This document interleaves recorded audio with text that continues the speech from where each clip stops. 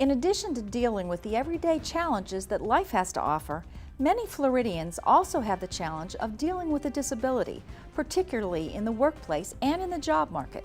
What can we do to promote the employment, the hiring of more individuals with disabilities? Then we'll hear how having a disability is not a handicap when becoming your own boss. In the past 2 years, we've seen an increase by at least 15% in the disability community of individuals who'd want to come out and start there or learn the points of how to start a business. We'll talk with two Central Floridians about overcoming disability in the job market, next on Metro Center Outlook.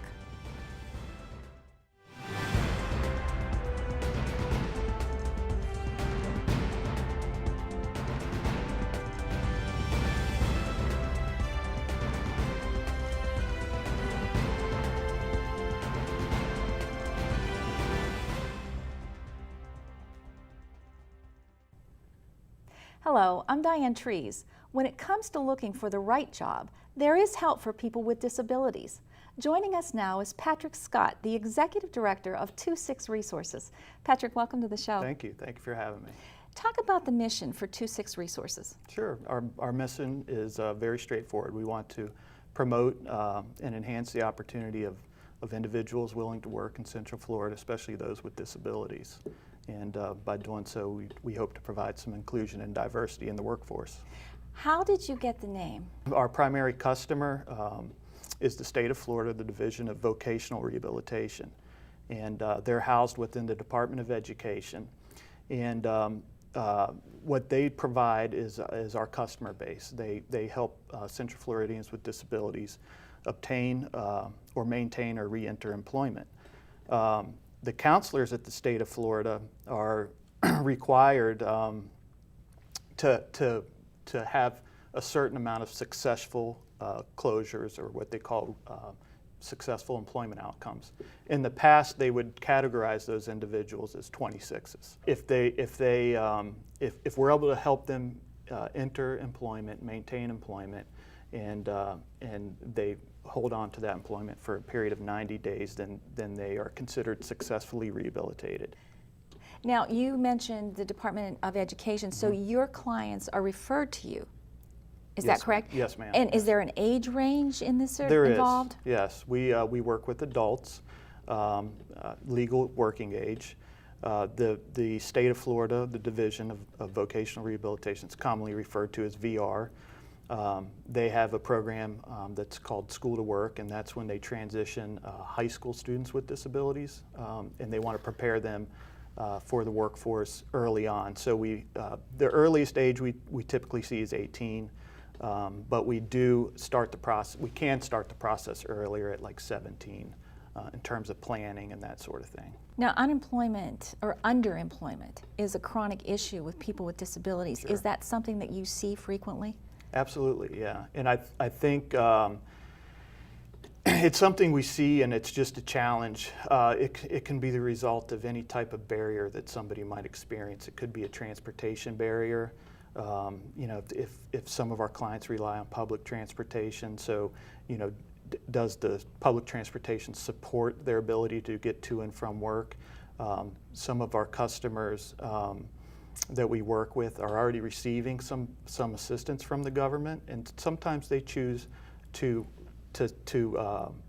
maybe seek or obtain a job so they don't lose that type of benefit that they might be receiving. So sometimes it's by choice, but many times it's just the result of maybe a poor economic situation in the community.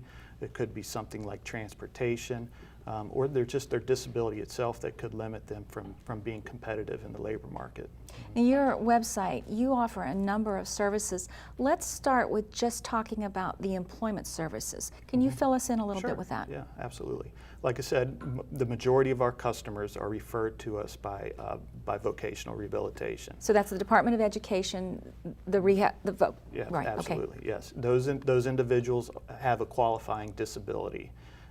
And they're referred to us, and they can be referred to us for employment services. Now, VR is an employment program, so it's important to remember that they apply for service, the end goal of vocational rehabilitation is a job. So our employment services program kind of fills that need, and vocational rehabilitation partners with other local nonprofits, and we're the ones that kind of fulfill that role when it comes time to obtain a job. Not all VR clients need employment services, but some that with most severe, most significant disabilities could benefit from our role. And what we try to do is network them in the community with employers. They come to us with a predetermined job goal that's created by their VR counselor, by their input, and by some other types of diagnostic and assessment material that's used. So they come to us with the job goal that they should be capable of doing despite the fact that they are disabled. Our employment services department works individually with each customer that we are referred, and we try to customize an employment plan for them and reach their goals based on their specific needs. So how does the educational then and career assessment portion come into this? Sure. Like I said, employment is the end goal.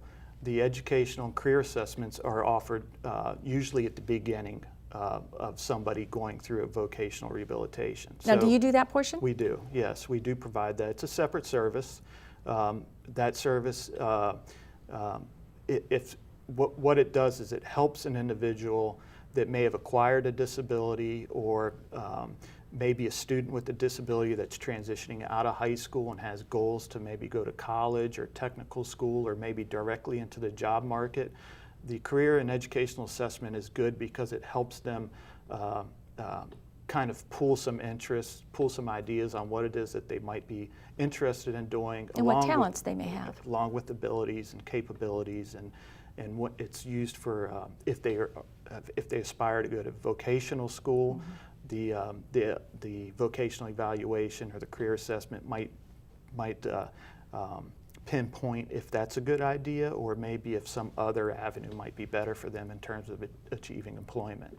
Now, what about your post-employment service? I was curious, what does that entail? That can entail many things. A lot of times the post-employment service can happen after a job's been offered. Our service is a 90-day service from the date of placement. So from the date of the person is hired and begins working with the employer, we monitor their employment for 90 days. Now, depending on the individual and their specific need, we could go on the job site and help them learn how to do their job. We could provide recommendations in terms of reasonable accommodations for the employer.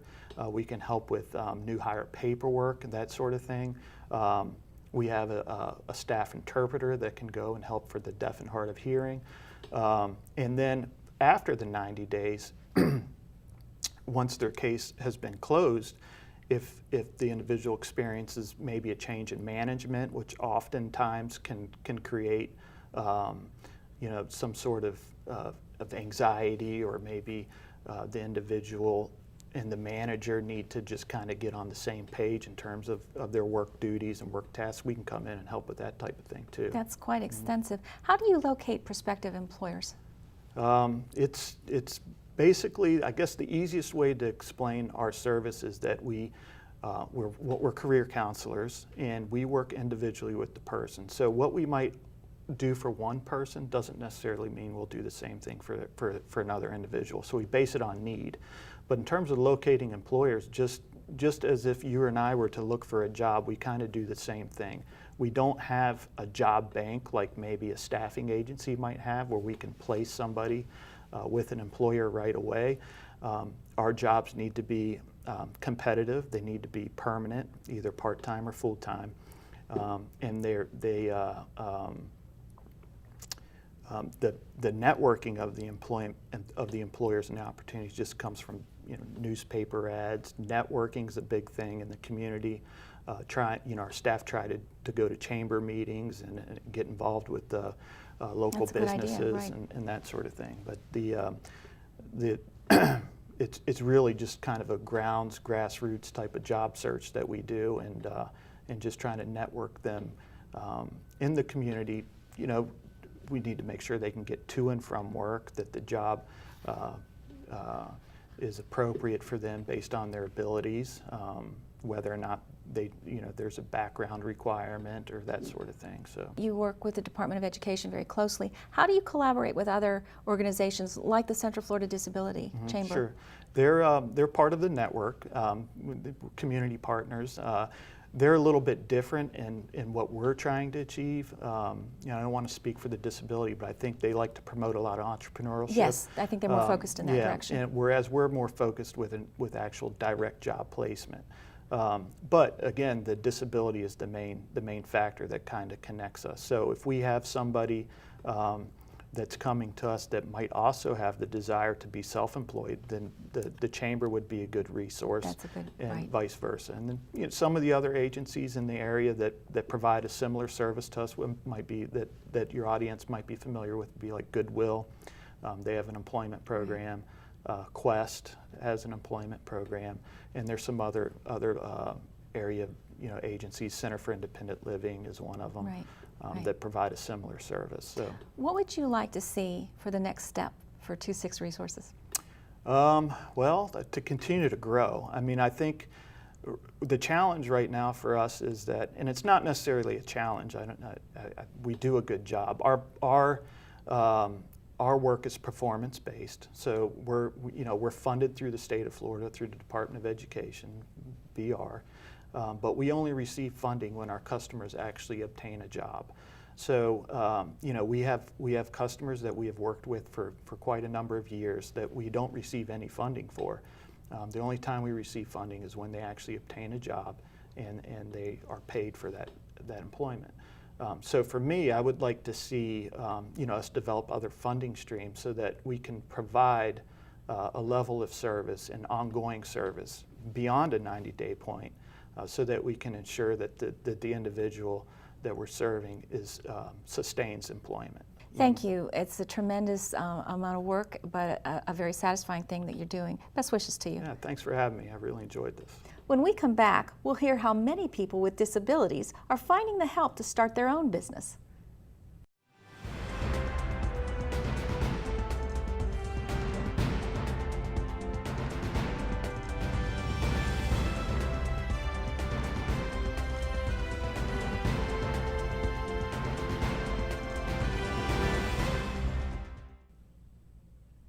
Rogue Gallert, president of the Central Florida Disability Chamber, joins us now.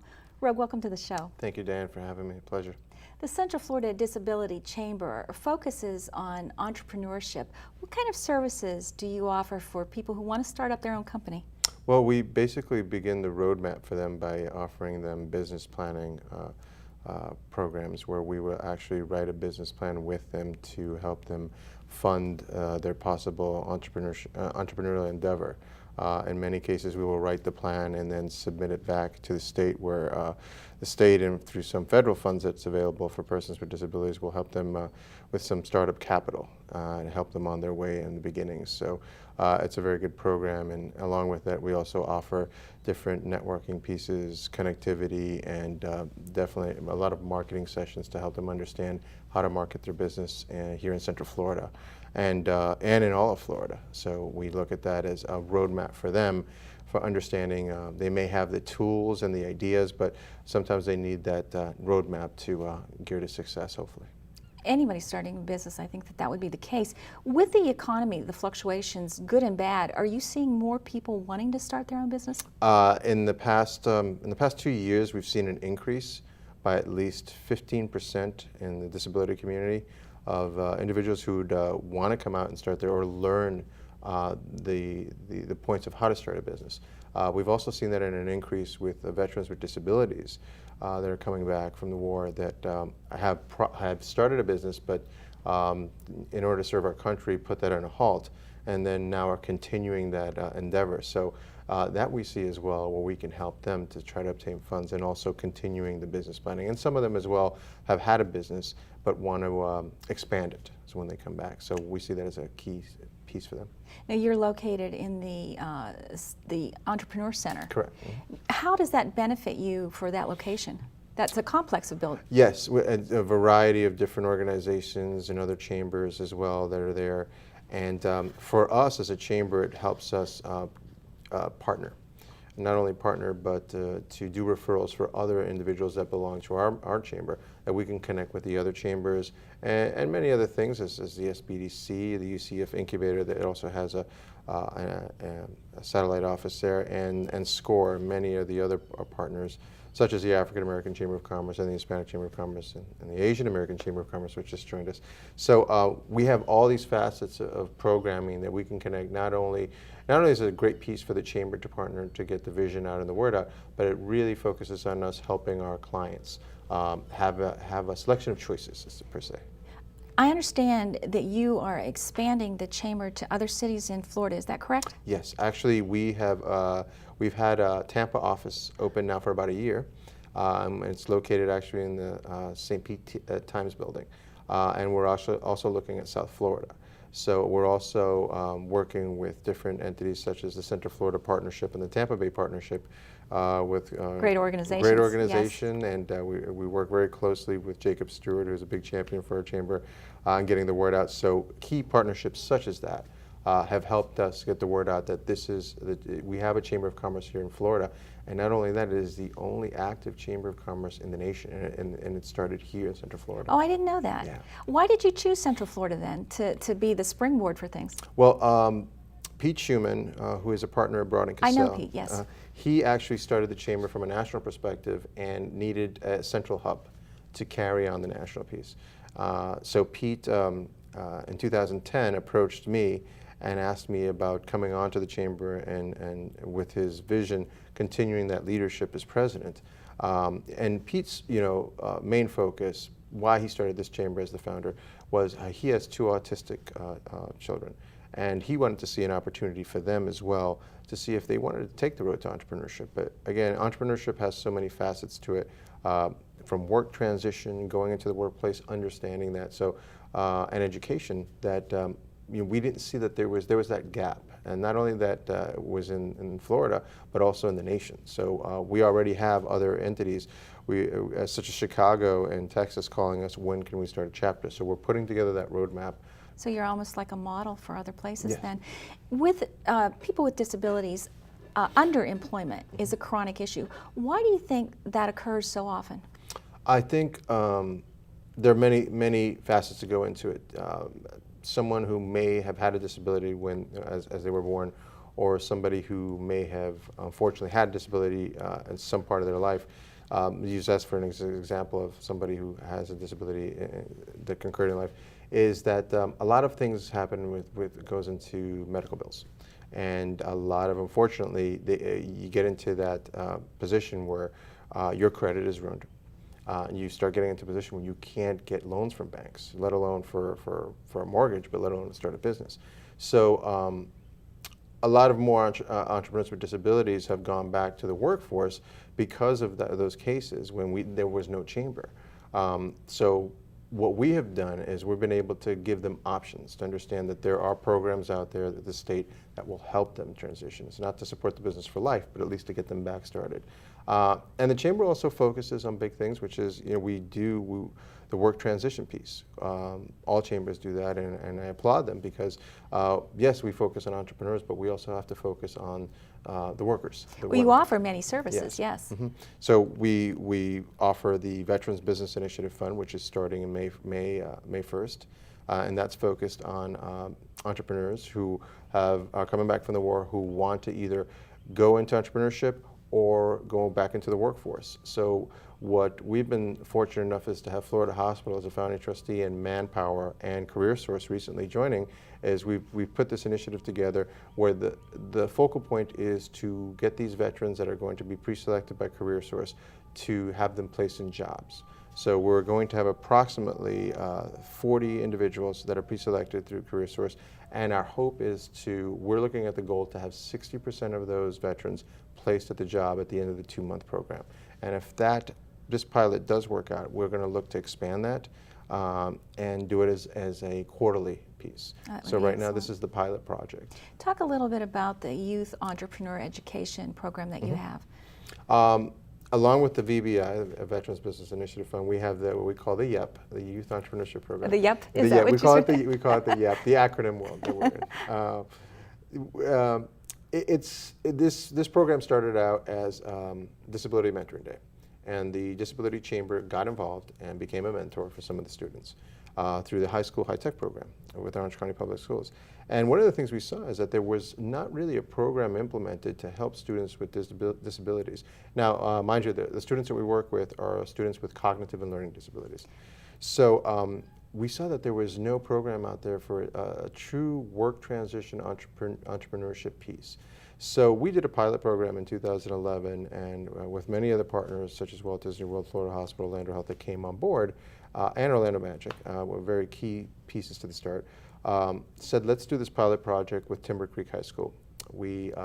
And basically the project was a presentation with different leaders in the community and different organizations that came out, talked to approximately 45 students about entrepreneurship and work transition. And if they had ideas, how would they start a business plan? So from that, we went into 2011 and we said, let's do the 6-week program. Let's implement this in Orange County Public Schools.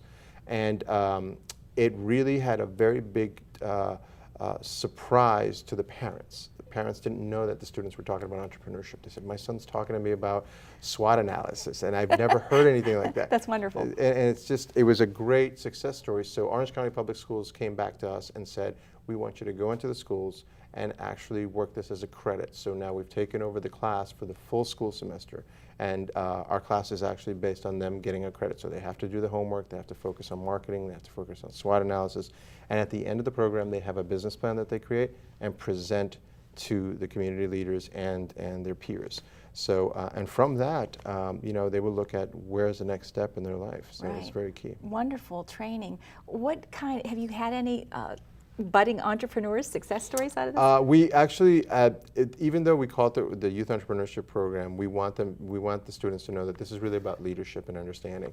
So we've been fortunate enough that we had 2 students. One student that actually, because of the business plan that they created, and again, not through our program, but it did assist a little bit, was able to actually get a scholarship at Full Sail because of the business plan that he presented that we helped them create. So he applied those skills, and then we had another young man who, because we did a tour with the Magic, ended up getting an internship at the Orlando Magic. And now many of these students are coming back going, you know, they've applied all these skills, that how it is to be a leader, how it is to be in that position as a CEO or boss. And now when they go into the workforce and they can transfer those skills into interview skills. So it's really made them look differently, especially with financials. You know, we've been very successful with having Regions Bank come out and do a great presentation for the students on financials and understanding their credit and how they will affect them. And most of these students, you know, see different things, not to argue on any appliance store when they see that free credit card, you get this, you know, don't pay in 10 years. But, you know, they don't see the small print. And banks are doing great due diligence by explaining to the students, careful when you do your financials. Right. How can corporations and businesses across Central Florida best support the Chamber? Well, learn about who we are. You know, you can go to our website, which is www.cfdisabilitychamber.org, or feel free to contact me or my Vice President, April Shower, or even our Vice Chair, Penny Jones with Florida Hospital, to talk about what it is that we do in the community and how that can affect the bottom line of a business. Roga, thank you so much for the information. I Thank you. appreciate that. That's all the time we have for our show today. Please visit wucftv.org/metro for interactive features, special content, and much more. Thanks for joining us. Until next time, I'm Diane Trees.